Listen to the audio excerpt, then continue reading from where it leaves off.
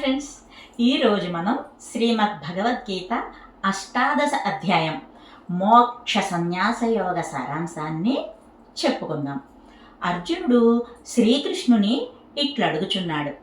కేసి అను రాక్షసుని సంహరించినటువంటి ఓ హృషికేశ, సన్యాస త్యాగ శబ్దముల యథార్థమును వేరువేరుగా తెలియచేయము అనిన దానికి సమాధానముగా శ్రీకృష్ణ భగవానుడు ఇట్లు చెప్పుచున్నాడు. స్వర్గాది ఫలములను ఒసగు అశ్వమేధాది కామ్య కర్మలను త్యజించుట సన్యాసమనియు, నిత్య నైమిత్తికములగు సర్వకర్మలు ఫలములను కోరకుండా అనుష్ఠించుట త్యాగమని పండితులు చెప్పుదురు. కర్మలు సంసార బంధమును కలిగించుట అనేటటువంటి దోషము కలవి, అందుచే అవి త్యజింపదగినవే అని కొందరు, ఆ కర్మలలో యజ్ఞ దాన తపస్సులు త్యజింపరాదని మరికొందరు పండితులు చెప్పుచున్నారు. ఓ భరతశ్రేష్ఠ, కర్మ సన్యాస కర్మఫల త్యాగములందు నా అభిప్రాయమును వినము. ఓ పురుషశ్రేష్ఠ, త్యాగము 3 విధములుగా చెప్పబడుచున్నది. ఫలత్యాగపూర్వకముగా చేసిన యజ్ఞదాన తపస్సులు పాపమును పోగొట్టి చిత్తశుద్ధిని కలిగించును. అందుచే ఆ 3 కర్మలను తప్పక ఆచరించవలెను. జిజ్ఞాస కలుగని అజ్ఞాని నిత్యకర్మలు సన్యసించుట తగదు. అవివేకము వలన వానిని త్యజించుట తామసత్యాగమనబడును. కర్మలను ఆచరించుట వలన శరీర కష్టం కలుగునని శంకించి పరిత్యజించిన అది రాజసత్యాగమనబడును. అందువలన మోక్షము లభింపదు. అర్జున, నిత్యకర్మలు కర్తవ్యముగా భావించి చేయుట, వాని యందు ఆసక్తిని ఫలాపేక్షను వీడి చేయు కర్మఫల త్యాగము సాత్విక త్యాగమనబడును.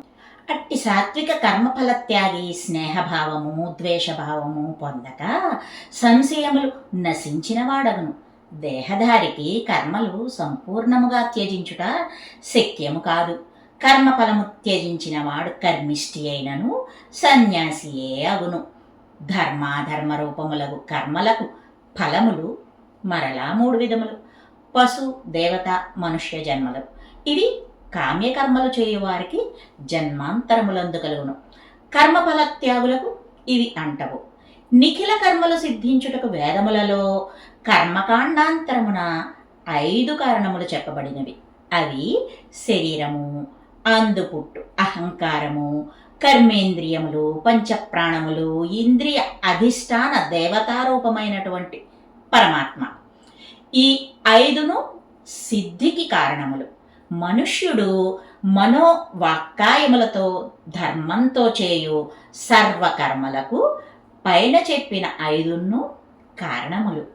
ఇట్లు కర్మసిద్ధి శరీరాది పంచకము వలన కలుగుచుండగా సంస్కరింపబడని బుద్ధి గలవాడు శుద్ధాత్మను కర్తగా భావించును. అట్టి దుర్బుద్ధి ఆత్మ యొక్క నిష్క్రియత్వమును చూడలేడు. కర్మ చేయుట యందు అహంకారము లేనివాడు అధర్మ ఫలమగు పస్వాది జన్మలు పొందడు. విషయ జ్ఞానము, విషయము కర్మ ప్రవృత్తికి కారణములు. బహిరంతర ఇంద్రియములు కర్మ, కర్త, ఈ 3 కర్మాచరణమునకు మూలములు. సాంఖ్య శాస్త్రమందు జ్ఞాన కర్మ కర్తలకు సత్వరజస్తమోగుణ భేదము చెప్పబడినది. వానిని వివరించదను, వినుము.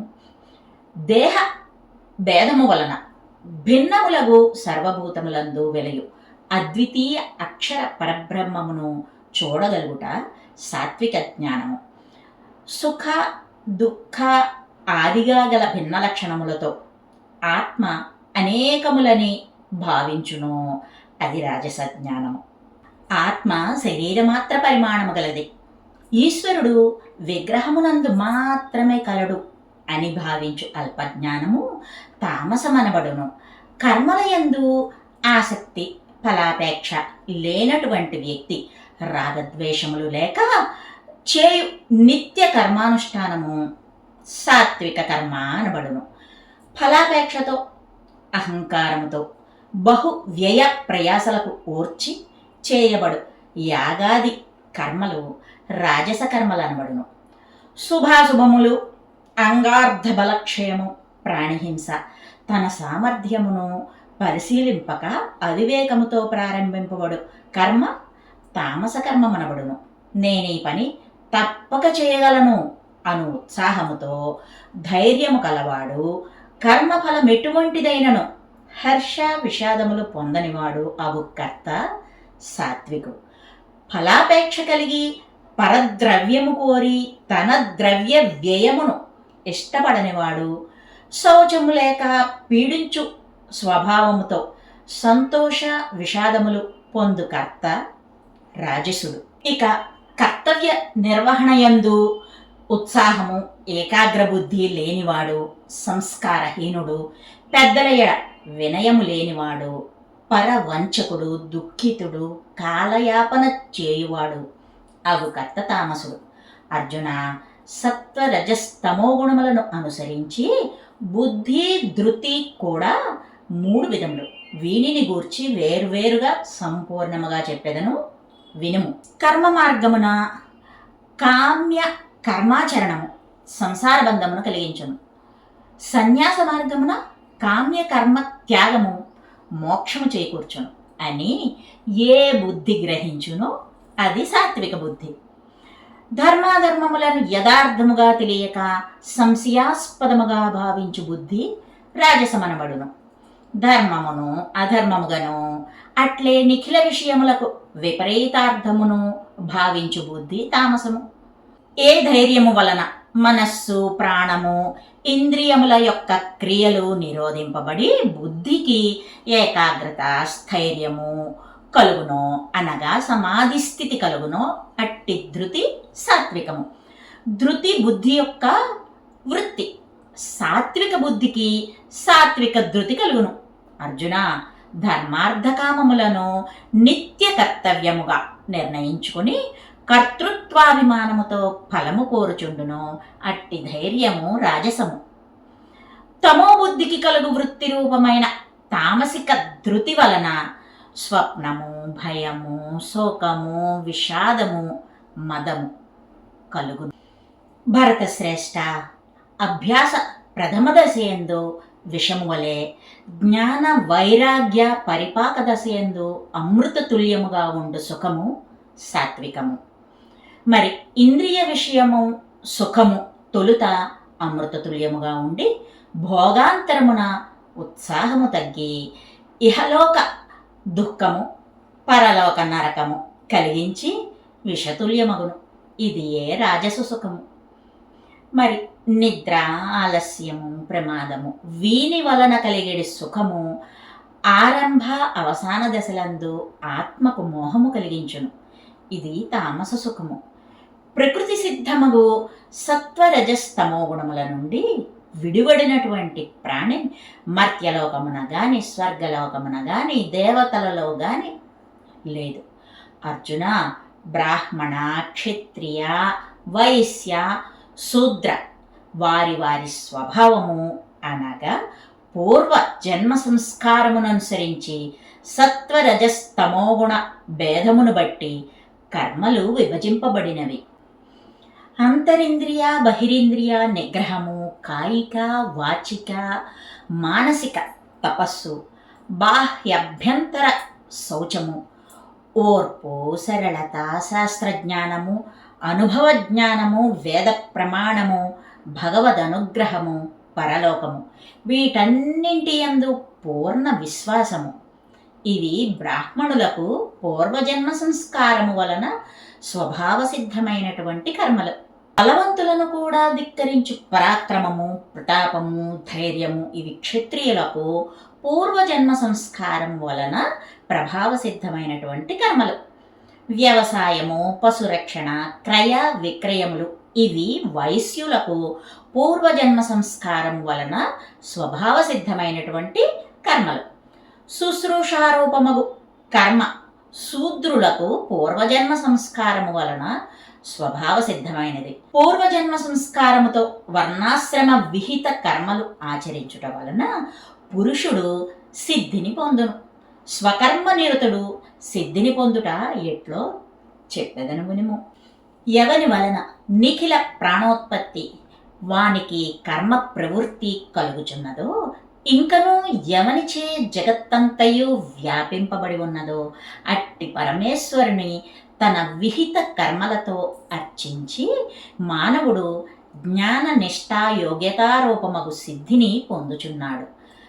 స్వభావ సిద్ధమగు కర్మలు చేయువాడు ధర్మాచరణమందు కొంత లోపము చేసినను పాపము పొందడు. అర్జున, స్వభావ సిద్ధమైన కర్మ దోషయుక్తమైనను విడువరాదు. సంయత చిత్తుడై భార్య బిడ్డలు మొదలైన సమస్త విషయములందు ఆసక్తి భోగాపేక్ష లేనివాడు ఆత్మ సాక్షాత్కారమును పొందును. తన వర్ణాశ్రమ విహిత ధర్మములతో పరమేశ్వరుని అర్చించి సిద్ధిని పొందిన వ్యక్తి జ్ఞాన నిష్ఠ వలన ఆత్మసాక్షాత్కారము పొందుట ఎట్లో చెప్పెదను వినుము.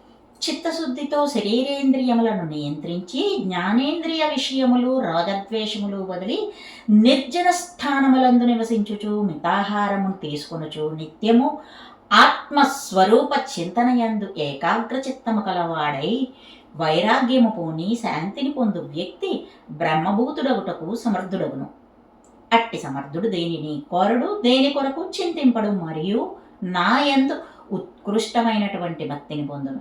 అట్లు నా యథార్థ స్వరూపస్థితిని పొంది నా అనుగ్రహము వలన శాశ్వతము అక్షయము అగు పరమపదమును పొందును. నీవు సర్వకర్మలను వివేక బుద్ధితో పరమేశ్వరార్పణమునర్చి నన్ను శరణు పొందుము. నా అనుగ్రహ ప్రభావముచే దుఃఖ కారణమగు కామ క్రోధాదులను అనాయాసముగా దాటగలవు. అహంకారముతో నేను చెప్పినది వినని ఎడల భ్రష్టుడవగుదువు. అభిమానముతో బంధువులతో యుద్ధమునర్పను అని నిశ్చయించుకున్నను అది వ్యర్థమే. ఏలయన నీ క్షత్రియ స్వభావము వలన యుద్ధమునర్చి తీరెదవు. అర్జున, సర్వాంతర్యామి తన మాయతో సమస్త జీవులను తిప్పుచున్నాడు. భారత, నీవు నీ దుఃఖ నివృత్తి కొరకు నారాయణుని వేడి శాశ్వత విష్ణుపదమును పొందుము. అతి రహస్యమగు ఈ జ్ఞానమును నీకు నేను ఉపదేశించి తిని శ్రేష్టమగు నా వాక్యములు మరలా వినుము. నీ హితము కోరి చెప్పుచున్నాను. నీ మనస్సును నాయందే నిలుపుము. నా భక్తుడవు కమ్ము. నన్నర్చించి నమస్కరింపుము. నాకు అత్యంత ప్రియతముడవు నీవు. ప్రారబ్ధ కర్మవశమున ప్రాప్తించిన ధర్మాధర్మములను త్యజింపుము. సర్వాత్ముడను పరమేశ్వరుడను గర్భజన్మ జరా మృత్యువర్జితుడను అగు నన్నాశ్రయింపుము. పాపపుణ్యముల నుండి నిన్ను విముక్తిని చేయుదును. నీ హితవు కోరి ఉపదేశించిన ఈ గీతాశాస్త్రము తపోరహితునకు దైవభక్తి గురుభక్తి లేనివానికి భగవద్వేషికి చెప్పరాదు. ఈ గీతాశాస్త్రమును నా భక్తులకు నేను నీకు ఉపదేశించినట్లు ఎవరు ఉపదేశించునో అతను తప్పక నన్నే పొందును. ఇట్లు గీతోపదేశము చేయువాడు నాకు అత్యంత ప్రియుడు. ధర్మబద్ధము శ్రీకృష్ణార్జున సంవాద రూపమగు ఈ గీతాశాస్త్రమును పఠించినవాడు మానస యజ్ఞమగు జ్ఞాన యజ్ఞముతో నన్ను పూజించినవాడగును. శ్రద్ధతో వినినవాడు పాప విముక్తుడై స్వర్గాది శుభలోకములకు పోవును. పార్థ, ఇంతవరకు నేను చెప్పిన గీతాశాస్త్రమును వింటివి కదా. అజ్ఞానము వలన కలిగిన నీ అవివేకము పోయినదా అని శ్రీకృష్ణుడు ప్రశ్నించెను. అచ్యుత, నీ అనుగ్రహముచే నా వివేకము నశించినది. సంశయరహితుడనై ఉన్నాను. నీ ఉపదేశమును పాలింతునని అర్జునుడు సమాధానమిచ్చాడు. ధృతరాష్ట్రునితో సంజీవుడు ఇంకను ఇట్లు చెప్పుచున్నాడు. వాసుదేవునకు అర్జునునకు జరిగినటువంటి సంవాదము అత్యంత విస్మయము, రోమాంచితము, అద్భుతము అయి చూచుచూ వింటిని. వ్యాసమహర్షి అనుగ్రహము వలన పొందిన దివ్య చక్షువులతో శ్రీకృష్ణ పరమాత్మ అర్జునునితో చెప్పినదంతయు వింటిని. ధృతరాష్ట్ర, శ్రవణ మాత్రముచే శ్రీకృష్ణార్జున సంవాదము మాటిమాటికి స్మరించి సంతసము పొందుచున్నాను. మహారాజా, శ్రీకృష్ణ పరమాత్మ యొక్క అద్భుతమగు విశ్వరూపమును మరల మరల స్మరించి విస్మయమును ఆనందమును పొందుచున్నాను. పాండవ పక్షమున స్థిరమగు న్యాయము, విజయలక్ష్మి, అభ్యుదయము తప్పక ఉండును. ఇది నా అభిప్రాయము. ఇదియే శ్రీమద్భగవద్గీత 18వ అధ్యాయ మోక్ష సన్యాస యోగ సారాంశము. స్వస్తి.